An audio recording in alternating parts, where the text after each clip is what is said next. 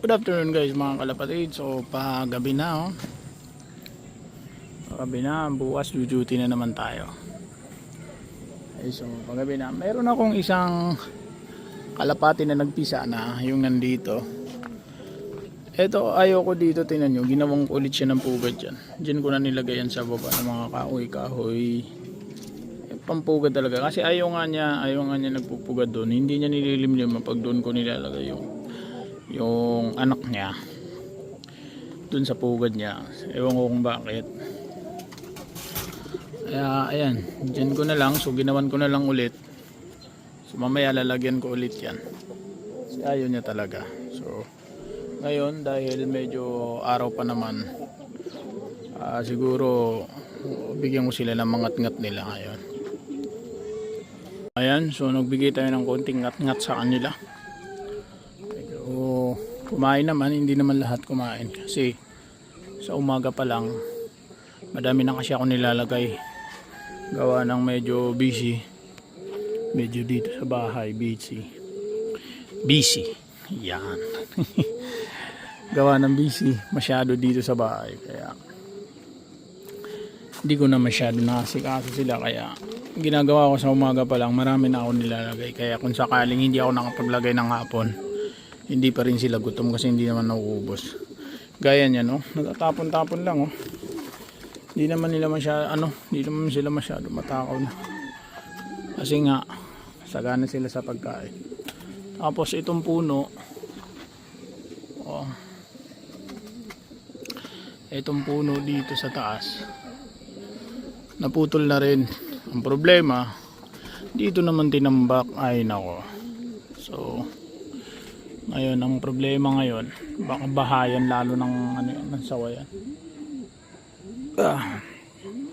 Dito rin natin alam kung saan natin ilalagay yan.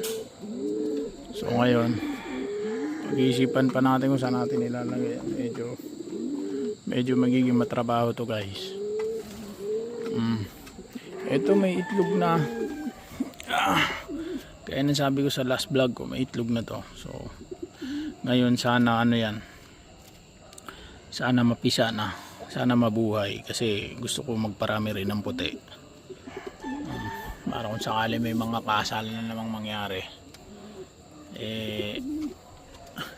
meron ulit tayo may lalabas. Noong nakaraang taon may kinasal dito sa amin, sa akin kumuha ng ibon ng kulay puti.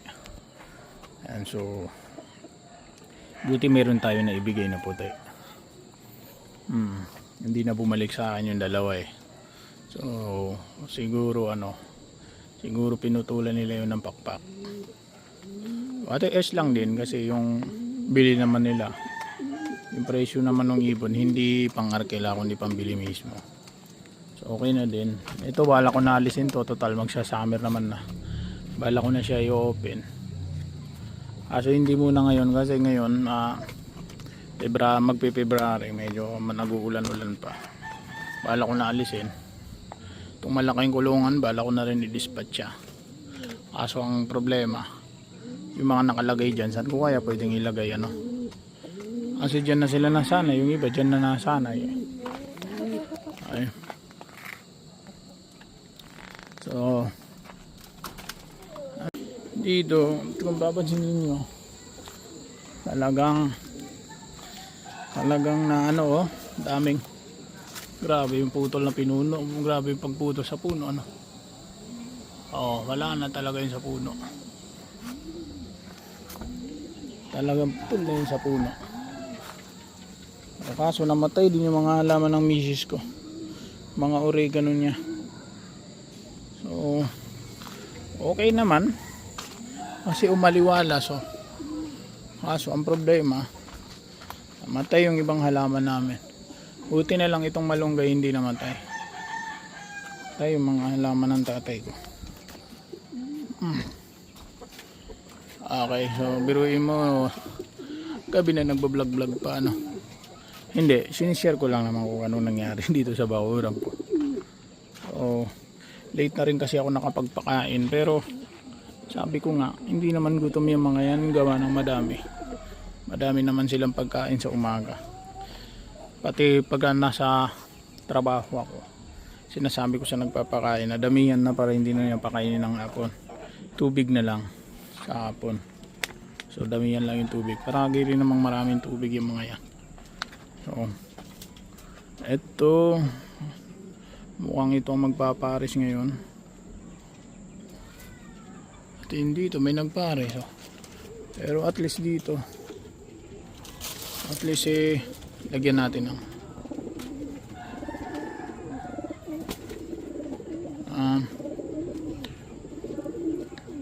at least yan, may ilaw na.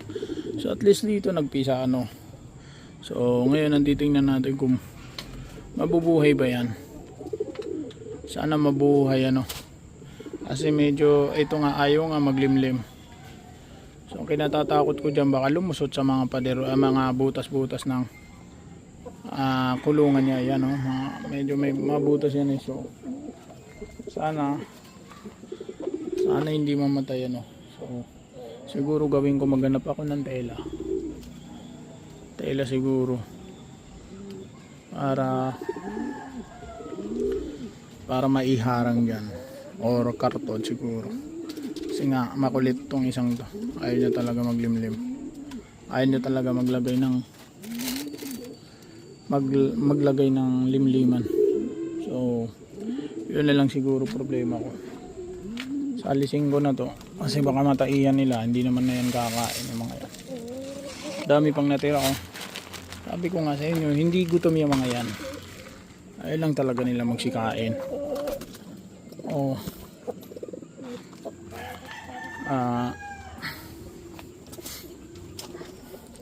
Ito namang isang meron ako ditong isang sisiw. Ito yung anak noon. PM nyo na lang ako kung gusto nyo, i-out ko na din kasi bala kong isama sa ibaba, ipang out ko yan. So yung gusto gusto niyan ibibigay ko sa inyo. So ayun lang, dito na ulit putulin.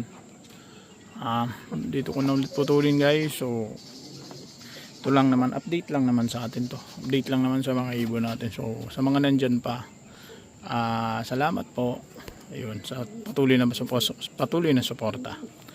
So sa mga bago pa subscribe naman, malaking bagay ito sa akin. So yun lamang po, God bless po sa inyong lahat.